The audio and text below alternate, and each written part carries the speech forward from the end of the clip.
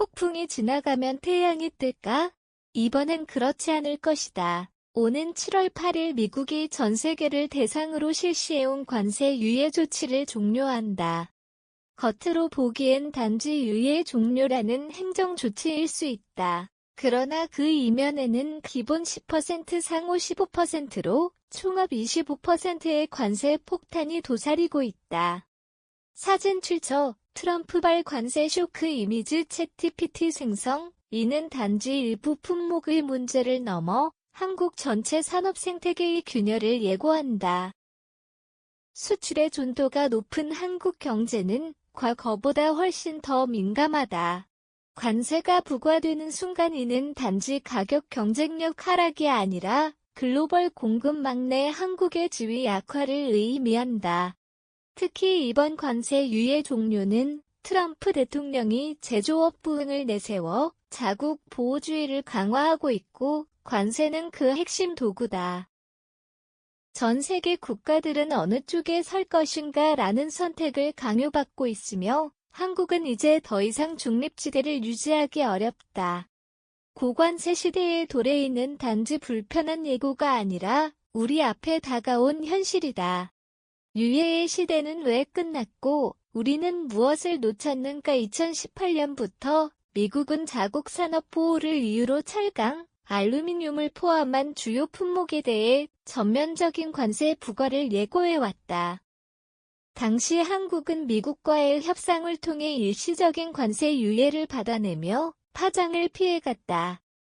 그러나 문제는 유예가 영구적 해결이 아닌 시간 벌기에 그쳤다는 점이다. 그 사이 미국은 자국 공급망을 정비했고 동맹국들에 대한 태도도 변했다.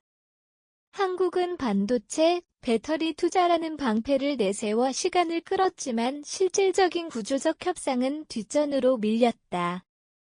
반면 트럼프는 재선을 준비하며 더 강력한 보호주의 카드를 꺼내들고 있다. 미국의 제조업을 살리기 위해 외국 제품에 고율 관세를 부과하는 전략은 예외 없이 시행될 것이다. 이제 우리는 그 시간을 다 써버렸다. 7월 8일 유예는 끝나고 현실만이 남는다.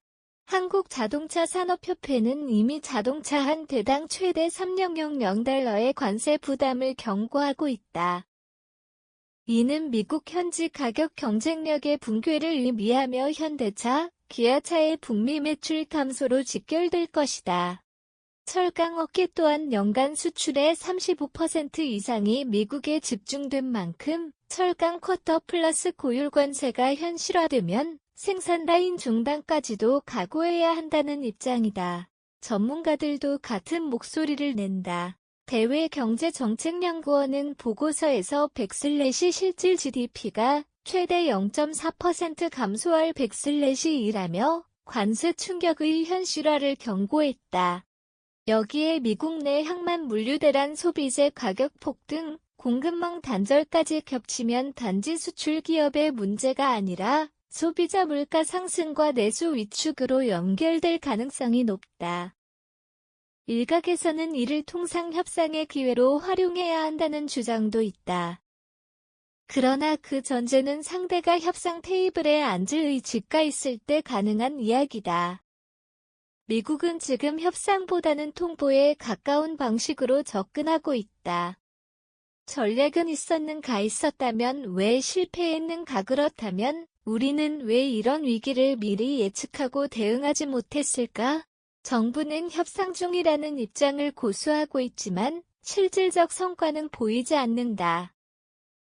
6월 말에 열린 제3차 기술협의에서조차 미국은 기본 관세는 고정이며 조정은 일부 품목에 한정된다는 입장을 굽히지 않았다. 산업통상자원부는 제조업 협력 강화를 통한 상호이익을 강조하지만 이는 미국의 보호주의 논리에선 전혀 설득력이 없는 논리다. 트럼프는 한국이 미국에서 생산하지 않으면 불이익을 감수해야 한다는 현지 생산 중심의 강경 노선을 지지하고 있기 때문이다. 또한 우리는 유예 연장에만 기대어 산업 구조 전환을 등한시해왔다. 특히 자동차, 철강, 디스플레이 등 전통 수출 산업은 여전히 미국에 지나치게 의존돼 있으며 대체 시장 확보는 구두에 그쳤다. 다변화도 내수 강화도 고부가가치 산업 전환도 실효적인 전환이 이루어지지 않았다. 7월 8일 이후 무엇을 시작해야 하는 가관세 유예의 종료는 끝이 아니라 전환점이자 계기가 되어야 한다. 한국 경제는 지금 선택의 순간에 서 있다. 보호무역의 물결은 거스를 수 없다면 이제는 한국도 구조를 바꿔야 한다. 공급망 재편 대미 수출 전략 수정 고부가가치 산업으로의 빠른 전환이 필요하다. 그리고 무엇보다 산업계와 정부가 함께 목소리를 모아 단기적 대응보다 중장기 생존 전략을 수립해야 할 시점이다.